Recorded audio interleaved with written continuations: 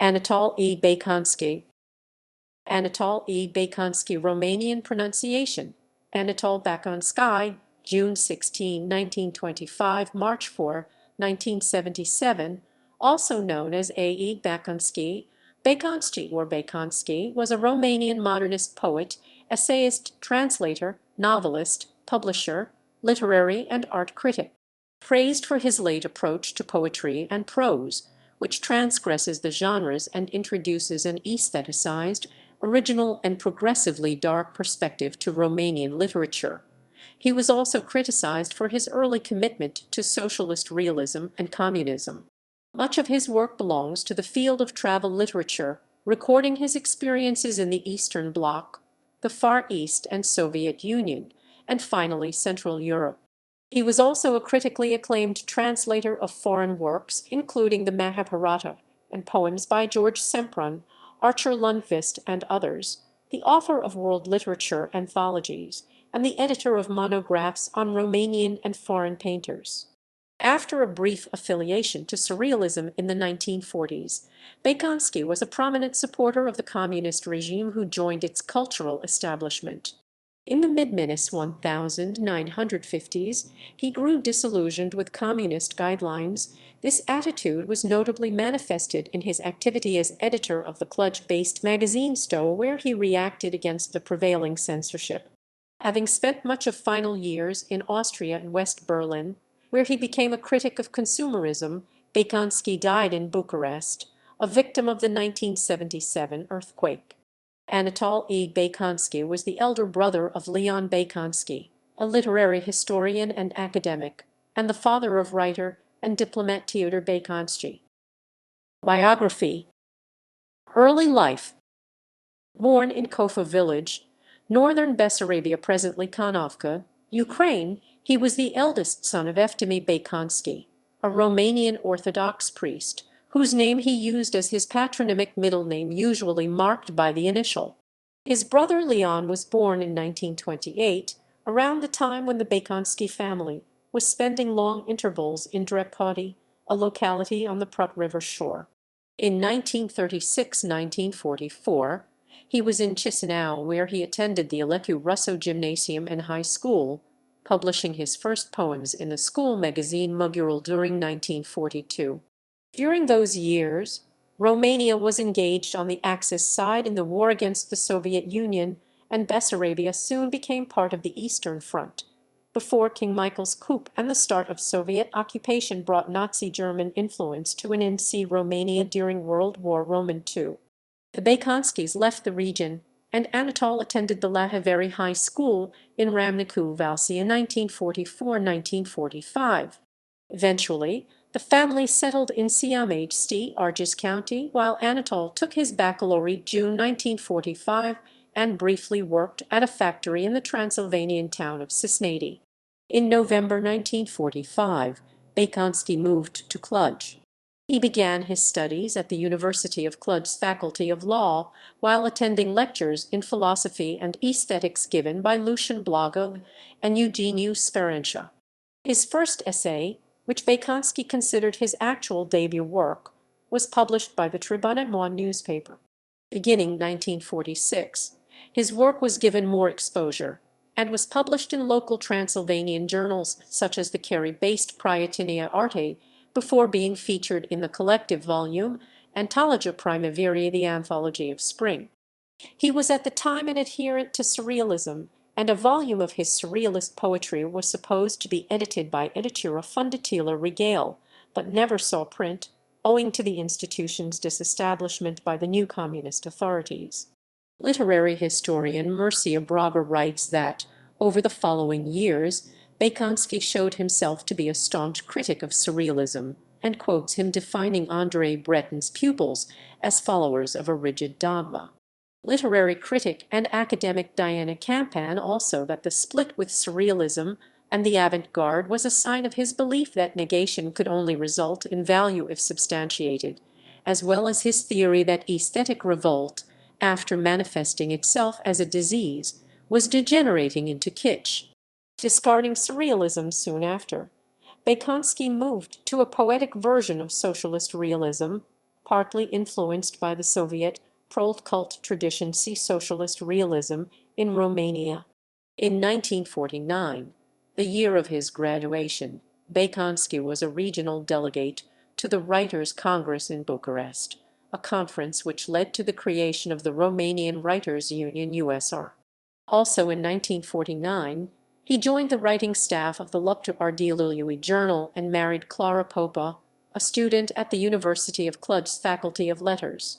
In October, his poetry was published in a bilingual almanac co-edited by Romanian and Hungarian writers. It was titled Impriona in Romanian and Egiat in Hungarian, both words meaning together. Early years at Stoa. In 1950, Bakonsky completed his first volume, Poeziae Poems, published by the USR Editura de Stat pentru Literatură și Artă. The following year, he printed another book of poetry, Copiae din Valea Arsului, The Children of the Ares Valley. The new editor was by then involved in a number of disputes with other young authors, in particular those grouped around the Sibiu literary circle, among them Stefan Augustin Doinas and Nicolae Balota. It was at that stage that he began collaborating with Anaîtol Literar, a newly founded magazine edited by communist poet Miron Radu Paraschivescu, which in 1954 was renamed Stoa. Among his early assignments there was his participation on the literary jury that granted the magazine's annual prize alongside literary men such as Paraschivescu, Emil Isaac, Dumitru Micu, and Iosif Pervane.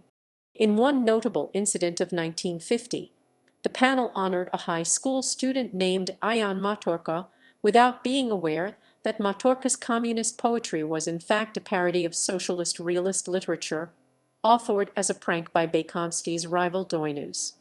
As was revealed decades later, Doinas continued to ridicule the Stoa writers over several months, and when he decided that the risk of repercussions was far too great, simply put an end to the prank. This he did by having Matorca decline all of Baconsky's suggestions with the claim that one should not take lessons from a less gifted poet than himself. In parallel, Anatol E. Baconsky's relationship with Paraschivescu was tense. In February 1951, at a USR meeting in Bucharest, he was one of those who criticized Baconsky's new take on lyric poetry, accusing him of intimism. However, in 1952, Paraschivescu left for Brasov, and Bakonsky took over as editor of Stoa, progressively changing its profile and shaping it into a literary and art magazine. Fellow poet and essayist Meta Kalinescu, who was acquainted with Bakonsky and later joined the Stoa group, believes his older colleague had been rewarded the position by the ruling Romanian Communist Party. In parallel, he established contacts with young authors in Bucharest, who became Stoa's circle in the capital: Kalinescu, Cezar Baltag, Gabriel Dimisianu, Grigor Hagiu, Mircea Ivanescu, Modest Mereriu, Nishita Stainescu, and Peter Stoica. Baconsky also published poems in Viator Romanesca magazine, including the 1951 Noptin Flacării Night Ablaze. In 1952, he was working on translating Stepan Shipachov's poem about Pavlik Morozov, a Soviet boy who had denounced his family for opposing Soviet collectivization, and, after being killed by them, had been celebrated as a communist hero.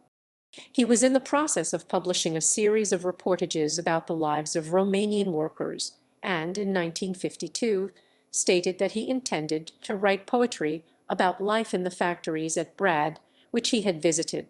Some of his poems were published in the 1952 volume Poezie Noua in RPR, New Poetry in the People's Republic of Romania, together with those of Maria Banis, Dan Disliu, Mihu Dragomir, Eugen Frunze, Stefan Iors, Eugen Gebeliniu, Veronica Porumbacu, Alexandru Toma, and 24 others.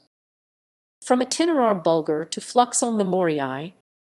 In January 1953, the 26-year-old poet left Romania on his first trip abroad, visiting the People's Republic of Bulgaria.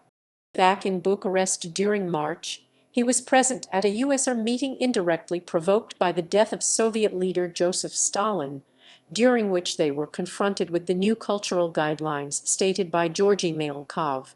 A condemnation of the first and second generation proletariat cult writers, it saw Bakonsky both as a critic and a target of criticism. His volume of reportage from the Bulgarian travel, Itinerar Bulgarian Itinerary, saw print in 1954, together with the poetry collection Sintesc des Nopt Songs of Day and Night, awarded the State Prize in 1955.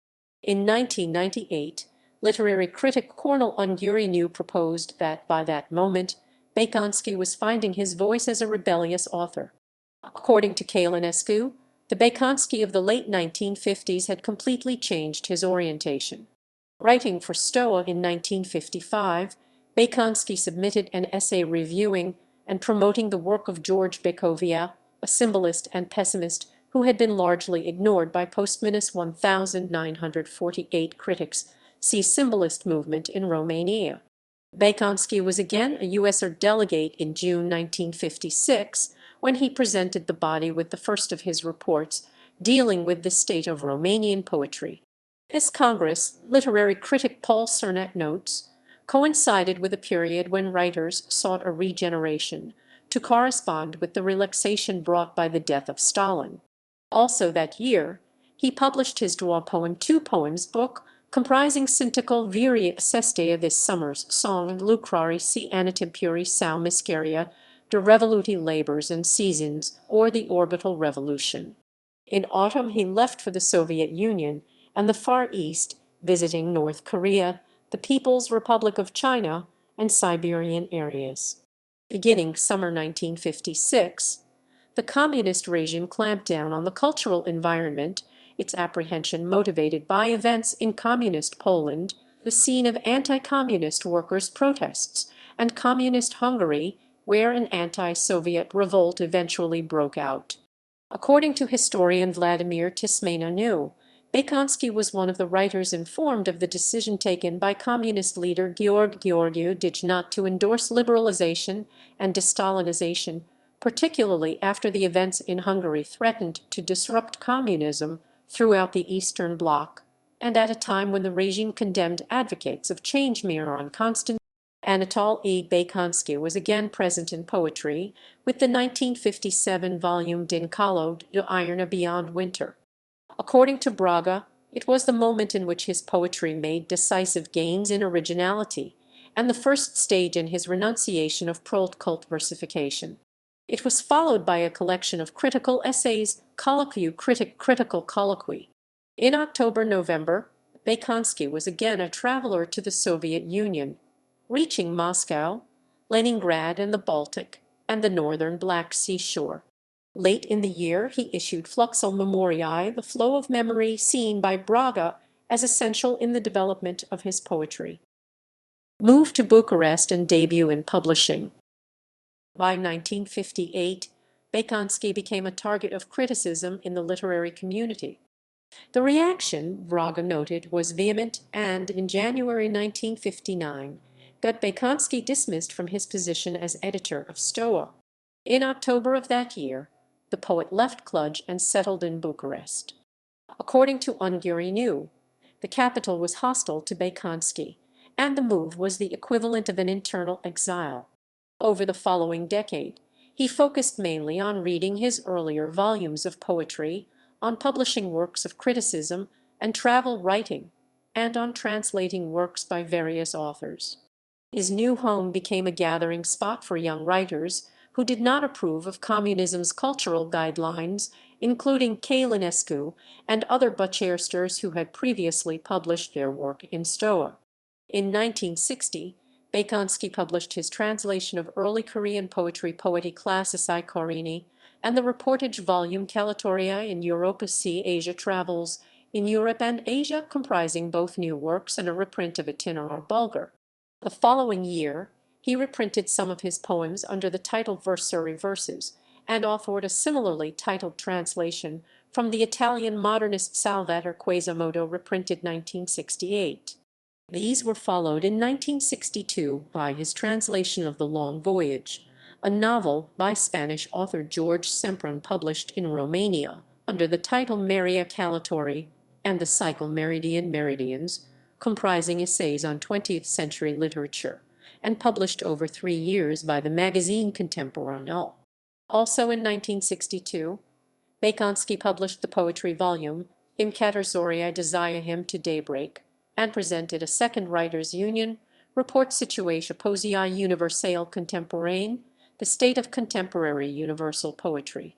He also left on an extended tour of Moldavia and northern Dobruja, spending much time in the Danube Delta. A year later, he published a translation of selected poems by Swedish author Artur Lundkvist, an anthology of his own translations from foreign writers titled Poetische Poesie Poetry and Poets, and featuring Baconsky's short essays as introductions for each of the authors. His work of the time also comprises the guidebook Cluj see Imprejurumile Sale, Mike Indrepter Touristic Cluj and its surroundings, a concise tourist guide. In 1964, having published a new collected volume of his poetry, Baconsky also completed a translation of Mahābhārata, an ancient Indian epic. Illustrated by Marcela Cordescu in its original print, it carried the subtitle Arteria Seemaler Burning of the Zime. His new poetry volume, Fil Recipiter Romanian for the Prodigal Son, saw print in 1965. Early Ceausescu years. Bakonsky's situation improved during Gheorghe Did's final years in power, and particularly after Nicolae Ceausescu's arrival at the head of the Communist Party inaugurated a period of liberalization. The poet was elected to the Writers' Union Leadership Committee in February 1965. The same month, in this official capacity, he was allowed to travel outside the Iron Curtain and into Western Europe. He was in Austria, invited by the Österreichische Gesellschaft für Literatur, and also visited France and Italy. Upon his return in April, he passed through Yugoslavia, being welcomed by the Union of Yugoslav Writers. Owing to his new contacts abroad, Bakonsky began publishing his work in international reviews, among them France's Cahiers de Elhern, Austria's Literatur und Kritik and Die Presse, and West Germany's Die Welt, Accent and Das Ensemble. Following his return, Baconsky published his essay volume Meridian and a selection of poems translated from the American Carl Sandburg. His own lyrics were published in a Hungarian translation, authored by poet Sander Kaniety. In 1966, Die Welt published the report Baconsky sent to writers participating in the International Congress held in Austria. In 1967, the writer completed work on his collection of old poetry and new pieces, also titled Fluxul Memoria, The Flow of Memory, and published his debut short story volume, Equinoxal Nebular see alt posteriori, The Madman's Equinox, and Other Stories. He revisited Italy and Austria, and in 1968 traveled to West Germany. In his 1968 two-volume book Remember title in the original, he republished his earlier travel writings into the East with modifications, and added an account of his Western travels. He also hosted a weekly national radio program titled Meridian Lyris Lyrical Meridians. Baconsky read his introductions to works by various writers, and Romanian theatre stars read fragments of their work. In November, Anatol E. Baconsky was re-elected to the Writers' Union Committee, and in 1969, his Remember was awarded Stoas Annual Prize. He visited the Hungarian capital Budapest, invited by the local branch of the International PN. Late in 1969, he published the poetry volume Cadaver, in vid Thermoph. Also in 1970, his Equinoxal Nebular was translated into German by Austrian author Max Demeter Paphos, being released in Austria, West Germany, and Switzerland. The Romanian writer attended the event in Vienna before leaving for Paris. The following year, he traveled to West Germany and again to Austria. Over the following 3 years, these visits were depicted by Baconsky in his permanent column at the Journal magazine. He also published his first volume on the art of Romania, a monograph dedicated to and named after painter Dimitri Gaeta. Final years. By 1971, Baconsky was outraged by the Ceausescu regime having curbed ideological relaxation, and proclaimed a Romanian cultural revolution. See July the Seas. The following year, invited to a meeting with the new president, he joined sculptor George Pascu in publicly questioning the new guidelines. In February 1972, he settled in West Berlin after the Academy of Sciences and Humanities offered to host him for 1 year. He traveled outside the city, invited to Scandinavia by the Swedish Institute. He visited Denmark and Sweden, crossing the Arctic Circle during one trip. He also attended the International Writers' Congress in Austria and made additional visits to Belgium and the Netherlands. His volume on the art of Ion Tuculescu was published at home during that time. His 1973 Anthology of World Poetry, Panorama Poesiae Universale, the Panorama of Universal Poetry, was noted by Hungarian literary historian János Kohn among similar Romanian works of the period, including Ion Karajan's collection of American poetry, as an important step in the history of Romanian translations. The book, based on the Meridian Lyris program, comprised works by 99 authors, from Enderadai to William Butler Yeats. Cernet calls the volume fundamental. All translations were done by Bakonsky himself, whose effort was rewarded by the Writers' Union with its 1973 prize. Together with other poets, he traveled again to Budapest as part of a cultural exchange between Hungary and Romania, and in 1974 was again on leave in Italy, invited by academics in the fields of philology and Romanic languages, Austria, and ultimately West Berlin, where the Academy organized a gala in his honor. In 1975, he printed his last and famous work, an album monograph dedicated to Quattrocento painter Sandro Botticelli, published by Editura Meridian. He had completed work on his only novel, Biserica Negra, whose anti-communist undertones meant that it could not be published at home. Instead, the text circulated in samizdat form and was made into a series by the Munich-based Radio Free Europe, which broadcast clandestinely inside Romania. In March 1977, Baconsky and his wife Clara fell victims to the 7.2 MW Viorancia earthquake which devastated Bucharest. At the time, Baconsky was preparing for a new trip abroad, complying with communist Romania's restrictions on the use of passports. He had just asked authorities to release the document and was carrying it on his person. His last volumes, Biserica Negra and Corabia Louis Sebastian's Ship, remained unpublished. Work, style, and creative periods. Communism and Socialist Realism. After his short affiliation to Surrealism, a style which is almost entirely absent from his published work, Baconsky embraced a style which reflected his communist sympathies, and which is most often seen as the source of some of his poorest work. Cornel Ungurianu describes the early 1950s Baconsky as an exponent of socialist realism and a passionate supporter of the communist utopia. His stance in respect to the authorities was described by literary historian Alex Drace Francis as conformist, a word also used by Călinescu, while Paul Cernet circumscribes Baconsky to the pure and his early works are seen by literary critic Sorin Tomuta as an unfortunate debut with conjectural lyrics. Likened by Mihai Călinescu to the debut writings of the younger communist author Dan Disliu, they became the topic of criticism from as early as the Nicolae Ceausescu years. Mircea Braga called them platitudes and, at most, documents for a certain mindset and artistic practice, noting that their own author had come to reject them in later years. He also cites fellow critic Alexandru Pirou, who defines Baconsky's early productions as bearing the strong imprint of journalism. This series included controversial stanzas about communization, the Romanian collectivization process, and class struggle against wealthy peasants known as Ciobării Romanian for kulaks. Other portions of his work were dedicated to industrialization policies around subjects related to bread factories.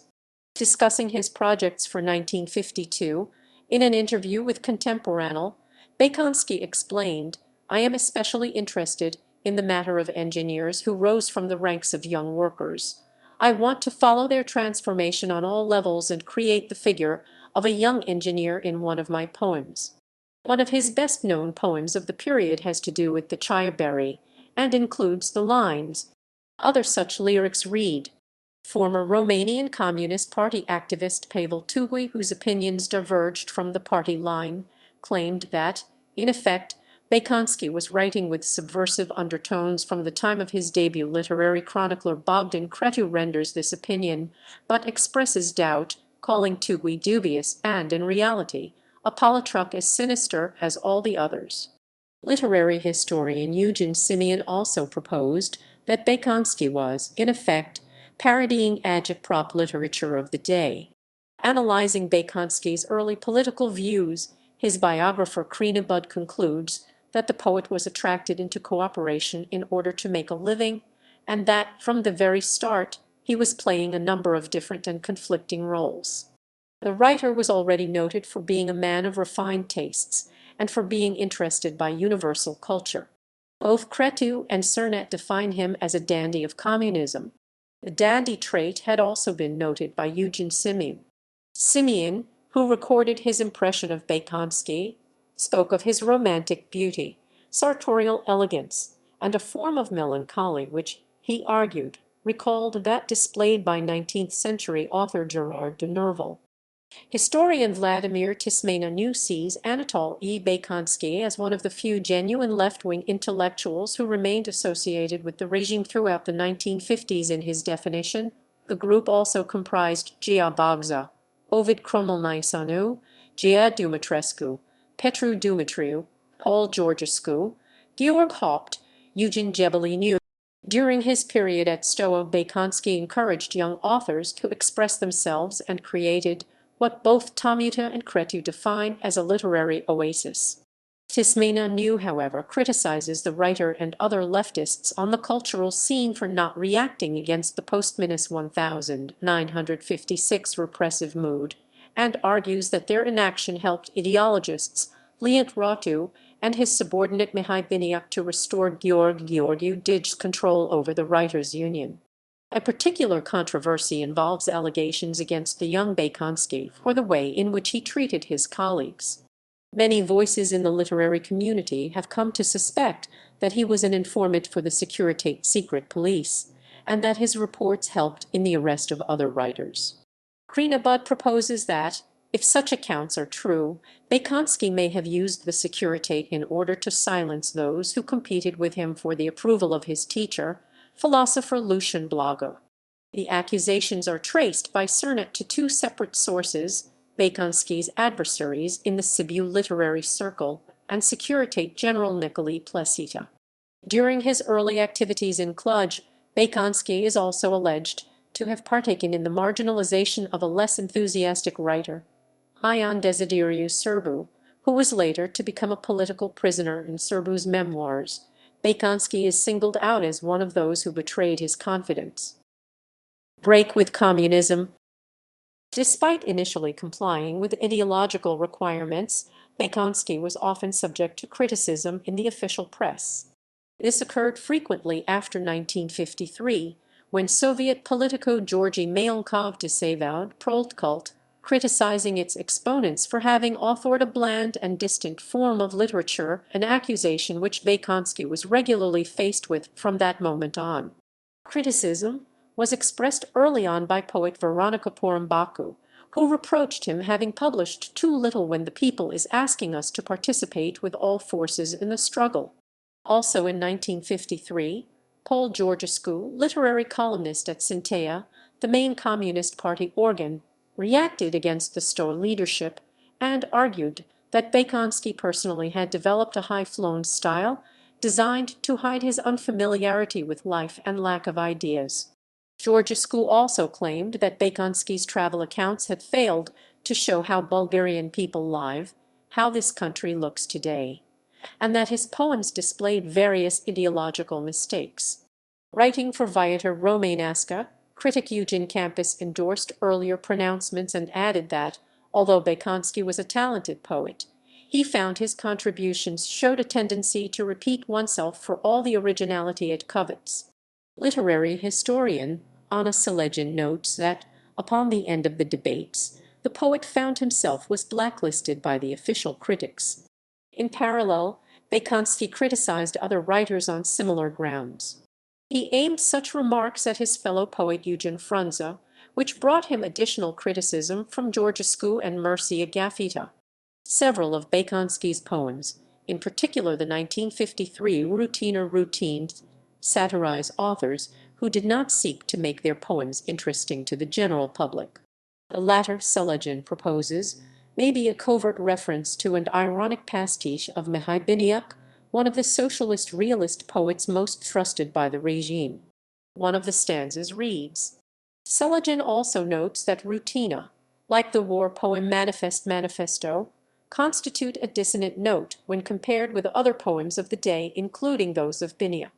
Manifest, which may have been written in honor of the Romanian-hosted World Festival of Youth and Students 1953, and which Selagin believes may display irony toward poetic militantism in the present tense, compares the fate of World War Roman II soldiers with that of post-1945 youth in meditative lyrics such as Progressively after the late 1950s, Bakonsky entirely lost his confidence in communism, an attitude which culminated in his 1972 protest.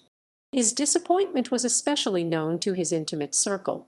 Based on this, Cernet defines the writer as an informal anti-communist, while Călinescu, who recalls participating in such conversations, notes Bakonsky displayed an emphatic, lucid, irreconcilable anti-communism.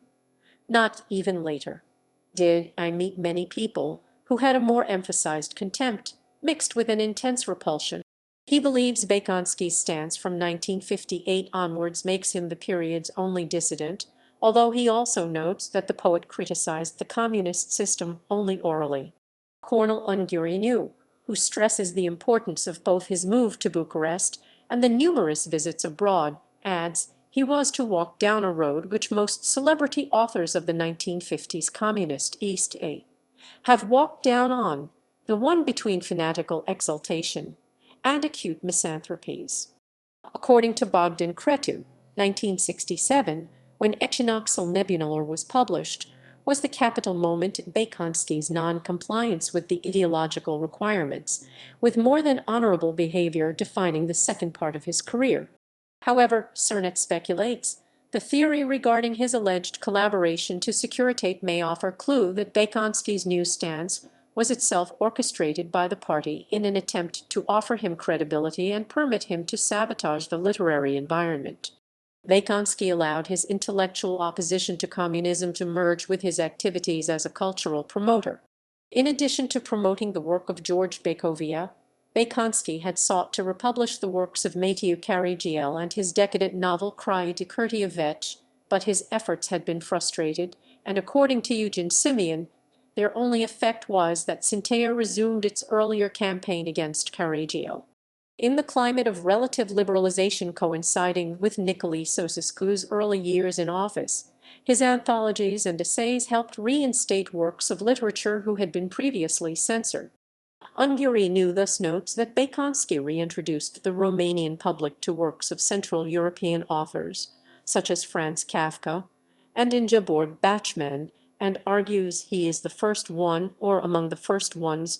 Cernet portrays him as a European humanist with a vast and refined culture, while Cretu proposes that Bakonsky and his generation colleague, Stefan Augustin Doines, may be Romania's best translators of poetry. By 1970, Bakonsky's younger colleague Gavril Dimiținu notes, he had become one of the writers and literary critics who had initially paid a toll to proletariatism and now were silently parting with it, returning to literature, to actual criticism. This group, defined by Dimiținu as the older allies of my generation, also includes Paraschivescu, Gea Bogza, Ovid Cromulniceanu, Gea Dumitrescu, Eugen Gebelinu, Marin Preda, Zaharia Stancu, as well as Baconsky's former rival Paul Georgescu. Lyrical Transition. Following his break with the regime, Baconsky's style underwent major changes. Tomuta notes he became a first-rate stylist, while Doines stresses his discreet but tenacious self-edification. leading to an ardent consciousness, albeit perhaps belatedly gained. The new direction heralded during his time at Stoa was however much criticized by the 1950s cultural establishment, who accused him of intimism and excessive lyricism, and argued that his work was a return to aestheticism and symbolism. Bakonsky resisted such criticism, and in one of his articles openly stated that poets needed to return to a lyrical approach. Ignoring the rich array of intimate feelings means mutilating the protagonist's personality, depicting him unilaterally, belittling the actual dimensions of his soul. Mahābhārata argues that such a commitment to artistic purity was a sign of what we could call the aesthetic resistance to communism. According to Bhatia, such experiments resulted in Bakonsky's originality, an anti-metaphoric offensive built upon the confrontation between the life of lyrical characters with the destiny of ideal lives. The rejection of decorative metaphors, Cernet notes, was a staple of Baconsky's work, and was explicitly stated in his posthumous 1969 essays. Bhatia added that this Dincalo de Iarna, and the volumes which followed down to 1965, formed the first page in a distinct chapter of our modern lyric poetry. Eugen Simeon emphasized as the common trait of such poems a voluptuousness in things fading away, in the weariness provoked by the whispers of rain. In his definition, Baconsky had become an aesthete of melancholy. Bakonsky's poems of the period speak of himself being torn by the contradictions of destiny, submitted to the command of a nature whose geography, Braga notes, is dead, seeking to undermine his own humanity so as to become the ideal creator. Also, according to Mircea Braga, the manifesto of Baconsky's ontologic unease is his incaternellonist hymn to disquiet. It was also at this stage that the poet began introducing references to remote or exotic locations in his works. His poems began to speak of mysterious Baltic and northern European landscapes, of ancient roads, medieval settings, and the desolation of history, as well as of Romania's natural sights, the Danube Delta, and the Carpathian Mountains, and scenes from Romanian history involving the Dacians, the Scythes, and the Thracians, or the Moldavian Prince Stephen the Great. The pieces show his enduring fascination with water environments, references to which, according to Braga, he used to illustrate the all-encompassing dynamic. Cadaver in Vid and Corabia Louis Sebastian. With the summer collection Cadaver in Vid, Baconsky entered what Braga calls a fourth artistic phase after Surrealism, Socialist Realism, and the first change in orientation. Braga, however, insists that the change between the final two phases is not radical, and that they are separated by a break rather than a tear. Braga also believes that, in his depictions of melancholy and disease, Baconsky again focuses on unease and the denial of the irreplaceable while letting the reader know that such a denial is useless and inefficient. In a 1985 essay, poet and critic Denis Flamand discusses Cadaver in Vid as a book of suffering, unique in our literature, a tragic perception of the disinherited, a nightmare of teratologic dreams in the new electronic season. It includes Sonnet Negru Black Sonnet, which Braga calls an exceptional sample of feverish tensions, infinite searches, obscure impulses. Mircea Braga writes that this and other late volumes, showing a world born out of nightmares, are the product of several influences. Alongside George Bekovia's melancholic poems, they host echoes from both expressionism and postmodern literature. Flamand ranks the posthumous Corabia Louis Sebastian among the best works written in this second half of the 20th century, and compares its cynicism to the existential philosophy of Émile Cioran. By that stage, Bakonsky also became noted for theorizing the rejection of consumerism, advocating instead a return to established cultural values. According to Flamand's 1985 essay, Bakonsky's rejection of consumerism and the West was decisive, and culminated in a virulent decision of what Bakonsky is known to have called the Occidental Pharaoh. Braga also writes that, in both Cadaver in Vid and Corabia Louis Sebastian, Bakonsky depicts his own version of a crisis of the West, the abandonment forming a setting of one poem, which he believed may have referenced Oswald Spengler's Similar verdicts see the decline of the West. Diana Campen noted the poem's dystopian imagery. The Abendland is an eerie leviathan-like corpus, with attributes defining for humanity's decrepitude, a surrogate, anti-utopian citadel, handled in accordance with the laws of decline, which grind the elites as well as the masses, the things as well their reflection. A part of the eponymous poem reads, according to Mircea Braga, one of his last interviews shows that, while still criticized for aestheticism, Bakonsky merged his lyricism with an interest in social matters. The statement reads, the writer is not a politician in the common and consecrated sense of the word. He does, however, have the role of a spiritual ferment italics in the original. He must not allow people to acquire cerebral obesity. He is always dissatisfied with something or other. His position is that of a permanent antithesis with the surrounding reality. Braga believes Baconsky's moral rigor to bear a Transylvanian sign, and to have been ultimately inspired by the philosophy of Lucian Blaga. The related anti-capitalist vision is questioned by Cernet. The critic indicates that, although sincere in its patriotism, it was also compatible with the mixture of communism and nationalism introduced by the Ceausescu regime, see national communism, and thus similar with the philosophical discourse of Constantin Noaca. Late prose works. With Remember, Drace Francis argues Bakonsky advanced a technique first used by avant-garde writers of the 1930s, which transcended the norms imposed by traditional travel accounts in order to express the inadequate representational possibilities of traditional forms and to comment on the metaphysics of reality. Bakonsky thus depicts his journey as an interior adventure. This type of discourse, Drace Francis contends, was a hint to his readers that the regime would not allow him to recount every detail of his journey. The book nevertheless also doubles as Bakonsky's extended critique of the avant-garde of Europe, whose discourse, Diana Campen notes, Bakonsky depicted as a form of desecration. In Tomuta's view, the depiction of Vienna, with a focus on the glorious vestiges of the past, takes the reader on a voluptuous time travel. In the critic's definition, Bakonsky's Vienna encloses a secondary reality that is ideal, aestheticized, fictional, and bookish.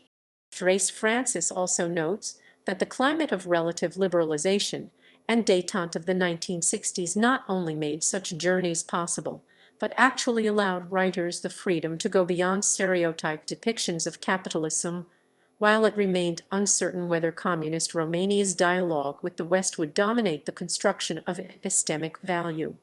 Overall, Cornel Ungurianu comments, Bakonsky's accounts of his Western travels are marked by dark visions of the world. Ungurianu sees this as a sign of Bakonsky's having descended into hell. Cernet, who extends his critique of Bakonsky's anti-capitalist attitude to Remember, also argues that the author's absolute freedom of travel under a repressive regime indicates that his work was not perceived as a threat by the communist system. Bakonsky's prose fiction is closely linked to the themes and style of his poetry. In Braga's view, the fantasy collection anamôtol Nebular is a prosaic representative of its author's early commitment to aestheticism. According to Cernet, its tone is apocalyptic. A characteristic of Bakonsky's prose fiction is its resemblance to his poetry works, to the point where they were described by Crinabud as hybrid forms. In Bogdan Cretu's view, by Serica Negra, Bakonsky's only novel is written with Alexandrine-like purity. Likewise, the Corabia Louis Sebastian poems were noted for moving into the realm of prose.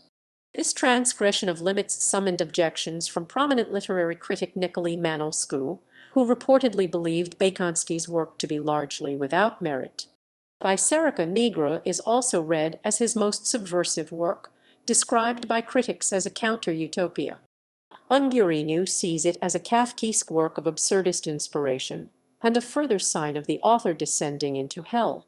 Crinabud links the anti-utopian quality to contemporary writings by, among others, Meta Kalinescu Vietas si Opinia lui Zacharias Lichter, The Life and Opinions of Zacharias Lichter, and Bakonsky's friend Octavian Paler, Vieta Pion Peron Life on a Platform, Anam Norikos a Lucky Man.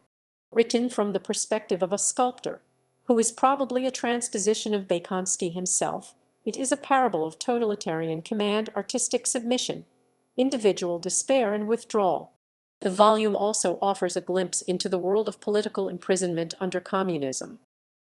Legacy.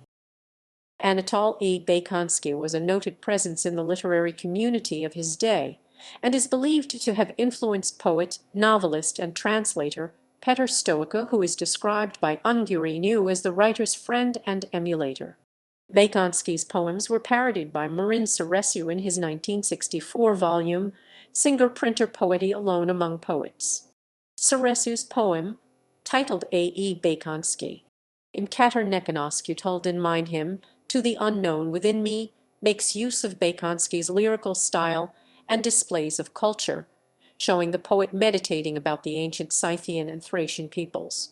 It begins with the lines, "Unusual episodes involving Bakonsky's death were reported by two of his writer friends, Octavian Paler and Petr Stoica. Paler recalled that the only book to have fallen out of his shelf during the 1977 earthquake was Remember. Stoica told a similar story involving a painting that Bakonsky had made and which he had received as a gift. The writer's death, Cernet writes, was a troubling coincidence with that of Alexandru Ivasic, a former communist who, like Bakonsky, had radicalized his vision and authored nonconformist pieces. Ivasic was himself a victim of the 1977 earthquake. In the months following Bakonsky's death, his new monograph on Sandro Botticelli, centered on the artist's illustrations for Dante Alighieri's Divine Comedy, was published in Romanian, reissued in English during 1982. Cartea Romanescă reprinted Remember 1977, then Corabia Lui Sebastian 1978. Also in 1978, his profile was included in Nine Pentru Eternitate, Nine for Eternity, a volume dedicated to the literary men who had died during the earthquake and edited by Mircea Micu and Gheorghe Tomozai. 11 years later, a selection of his art criticism essays was published under the title Itineraria Plastis Artistic Itineraries. Biserica Negra was only printed after the 1989 revolution toppled communism. Of the several books dedicated to his life and work, Crina Bud's 2006 volume, Ralral, C. Ralal Lui A. E. Baconsky in Cultura Romana, the roles and role of A. E. Baconsky in Romanian culture, is described by reviewers as one of the most complete. Bogdan Cretu comments that views of Bakonsky are traditionally divided between two extremist positions. He was either castigated for his sins of youth. Like Crinabud, he believes Bakonsky to have been a vanquisher from a moral point of view, adding that he earned absolution from the victims of communism. The writer passed the fire ordeal, he confessed. However, Cernet believes Bakonsky, like his fellow disillusioned communist Paler, refused to record his disappointment in writing other than allusively. Bakonsky and his wife Clara were noted art collectors. They owned representative works of Romanian art, particularly modern, including paintings by Dimitri Gaieta. Their collection also included 19th-century Romanian Orthodox icons and early prints from William Hogarth's A Rake's Progress. In 1982, the family donated these works to the National Museum, which set up a Bakonsky collection. 21 other works were donated to the Museum of Art Collections, where they also form a separate fund. Many of the books owned by Bakonsky were donated by his brother Leon to the library in Kalamainsti, which was consequently renamed the Anatol E. Baconsky Library. Published volumes: Poetry and Prose Fiction. Poeziae Poems 1950. Copiae din Valia Arasuliui, Poems 1951. Syntestes IC Note, Poems 1954. Joie Poem, Poems 1956. Dincalo de Iarna, Poems 1957.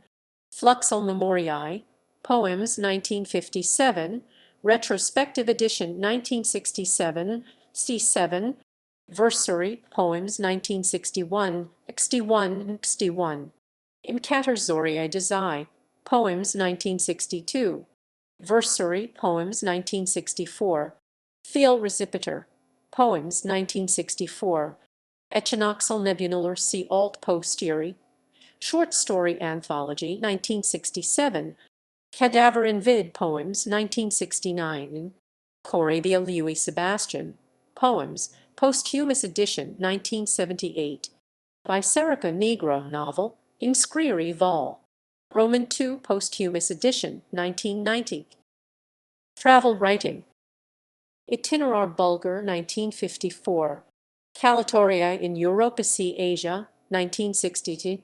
Cluj C. Imprejurmile Sale. Michendrepter Touristic 1963. Remember Vol. I 1968. Vol. Roman II 1969. Criticism.